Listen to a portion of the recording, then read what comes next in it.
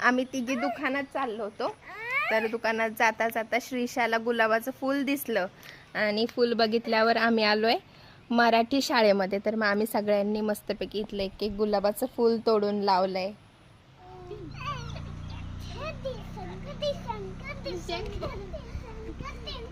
आता तू पण लहान झालीये श्रीशा सोबत की नाही?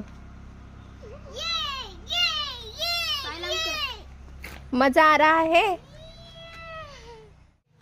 शाळेत मुलांकडून झाडांची पण लागवड केली जाते बघा. इथे ओव्याचं झाड आहे, कनेरीचं झाड आहे, जुईचं झाड आहे, जाईचं झाड आहे, झेंडूचं झाड आहे, हे ओडोमॉस काहीतरी आहे, हे रताळ्याचं झाड, इकडे वेल लावलाय, इकडे चिबूडचा वेल लावलाय आणि मस्तपैकी भरपूर अशी झाडं लावली आहे शाळेमध्ये. आमच्या ह्यांची शाळा आदर्श विद्या मंदिर प्राथमिक शाळा पूरगाव, आणि किती सुंदर बांधले, किती छान छान चित्र काढलेत.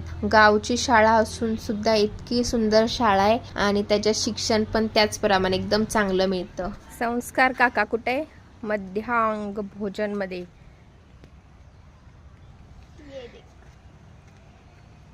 अशा ऍक्टिव्हिटी पण होतात शाळेमध्ये सगळ्या. बाय.